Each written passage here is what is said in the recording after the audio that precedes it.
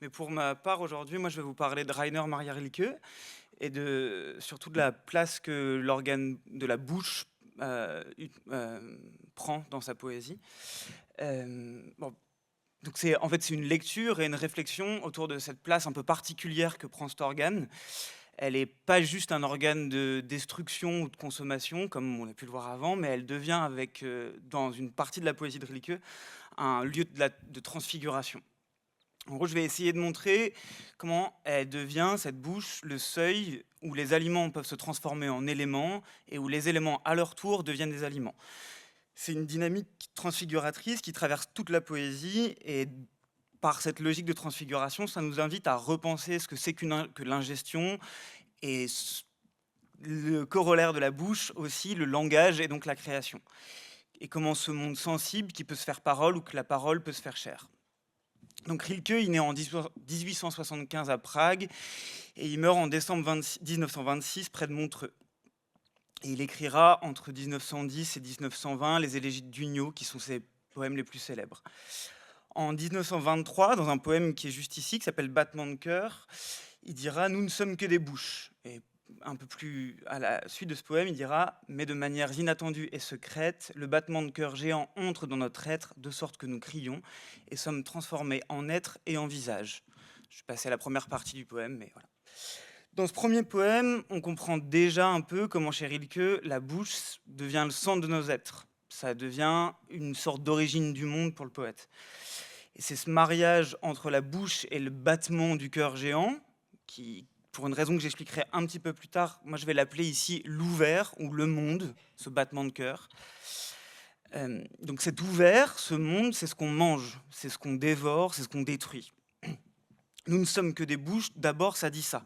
Ça dit d'abord qu'on est des choses consommantes, pas encore tout à fait des êtres, pas encore des visages, seulement des bouches, en quelque sorte inconscientes, et donc incapables de produire ni un cri, ni un souffle, une respiration ou un chant. Ce monde, on le retrouve dans d'autres poèmes de Rilke, et on le retrouve dans d'autres figures. Là, je vais l'utiliser dans celui de la pomme, dans les sonnets à Orphée, qui sont de 1922. Et pareil, je ne vais pas vous lire la totalité du poème, vous l'avez ici, mais je vais juste en dire une petite partie. Pomme, voilà qui tout exprime, vie et mort dans la bouche, où n'étaient que des choses ruissellent des richesses, hors de la chair du fruit, surprise, délivrée.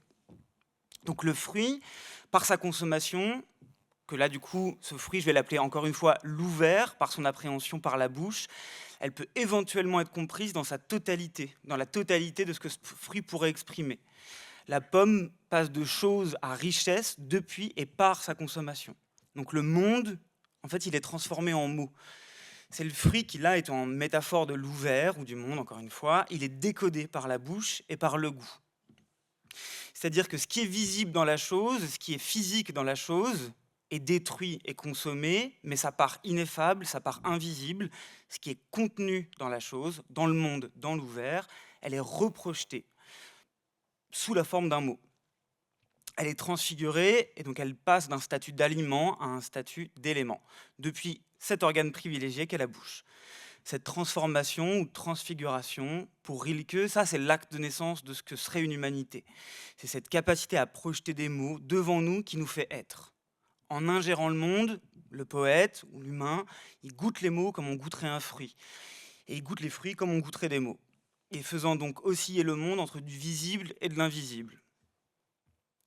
Bon, pour aller un petit peu plus loin et pour comprendre ce que je voulais dire par ce concept de ouvert ou de monde chez Rilke, en fait, ce concept, il a été l'objet d'un commentaire de la part d'Heidegger, qui a trouvé l'explication à ce terme dans une lettre que Rilke a adressée à un de ses lecteurs russes en 1926. Rilke dit donc « Vous devez comprendre le concept de l'ouvert de telle sorte que le degré de conscience de l'animal place celui-ci dans le monde, sans qu'il ait besoin de poser à tout moment le monde devant lui, comme nous le faisons.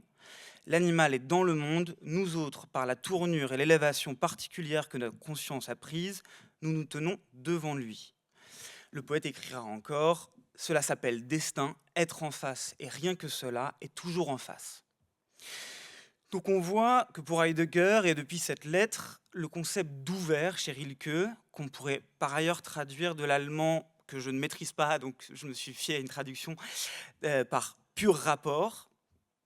Il est donc pas à entendre comme comme une ouverture, mais comme un grand tout. C'est pas un ouvert qui se dévoilerait et dont on ferait partie perpétuellement, mais un ouvert devant lequel nous on se tient, comme une représentation. Donc je reprends donc l'ouvert pour Rilke, c'est donc une chose en face de nous, et puisqu'elle est en face de nous, c'est une chose qui est close, qui est terminée. On serait donc, selon cette lettre, des êtres devant, ou des êtres devant une représentation, devant une image du monde. L'ouvert dont on parle depuis le départ devient alors un objet. Et l'homme devient un être qui veut devant le monde, en même temps que le monde, et qui peut tout à fait vouloir plus que ce que le monde a à offrir. C'est cette humanité-là qui se fait dévoratrice d'images, consommateur du monde. Cette notion du être en face par le regard suppose donc une possible perte, voire une perte absolue.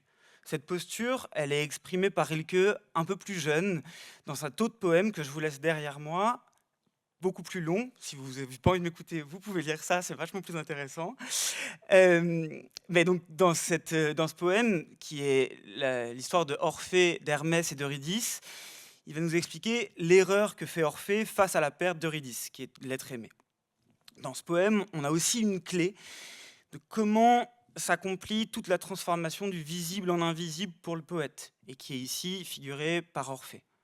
Donc l'erreur d'Orphée face à la perte d'Eurydice, son erreur en descendant aux enfers, en allant chercher Eurydice, c'était de vouloir voir de l'invisible tel qu'il est, c'est-à-dire de vouloir voir de la mort telle qu'elle est incarnée ici par Eurydice, sans faire transfiguration. Alors que même sa condition de poète et d'humain fait qu'il n'avait qu'un seul choix, c'était de faire de la poésie. C'est-à-dire de faire une transfiguration entre l'invisible et du visible, et inversement, et surtout par le biais de la langue. Donc cette erreur que Rilke nous propose un retournement, un échappatoire à cette humanité consommante. C'est ce que lui, il appellera, de ses propres mots, un double règne. Ce double règne, selon les termes de Rilke, c'est la différence qu'il y a entre les vivants et les mortels. Donc, il n'y a que l'humanité qui se dit mortelle, puisque l'humanité, comme aurait dû le faire le poète avec Eurydice, comme on devrait nous le faire avec la pomme ou avec l'ouvert, ça accompagne la mort. Le point de retournement de Rilke, c'est ça, c'est cet accompagnement de la mort, et surtout, du coup, son inclusion dans notre processus de vie. Cet accompagnement, si on accompagne cette mort et qu'on l'inclut dans cette vie, ça nous empêche de faire la négation du monde, et du coup de faire son objectivation. Autrement dit, comprendre la mort non pas comme une négation de la vie. Et ce travail, il peut se faire que par un seul organe privilégié, un seul outil, c'est celui de la parole et donc de la bouche.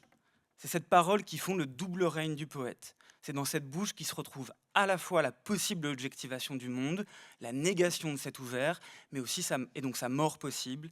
Mais c'est aussi par cette bouche que réside l'acte poétique, c'est-à-dire le fait de s'accomplir l'invisible qu'il y a dans les choses, la transfiguration en poématique. La parole, lorsqu'elle ne se fait pas du monde un objet, mais tourne le monde à l'intérieur de nous-mêmes, intériorise le monde, alors l'image du monde devient l'intérieur de soi.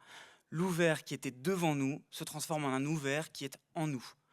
Ce retournement ou intériorisation, elle nous transforme d'une humanité consommante en une humanité que, encore une fois, Rilke appellera risquante.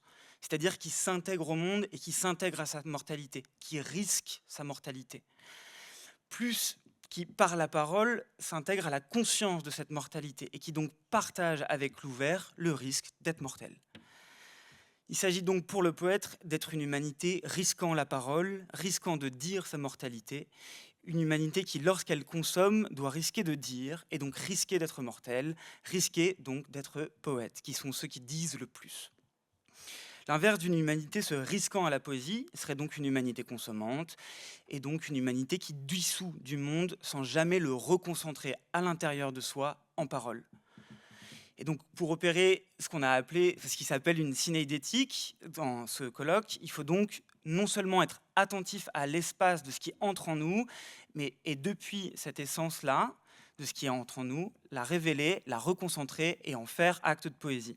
L'ouvert qui s'est dissous par nous et en nous doit être reconcentré en mots, en poématique, par le même organe. Et donc je finirai une dernière fois en citant Rilke et aussi concernant Orphée. Ô toi le Dieu perdu, ô toi trace infinie, sans la haine qui à la fin te déchiqueta et te dispersa tes membres, nous ne serions pas à présent les entendeurs et une bouche de la nature. Merci.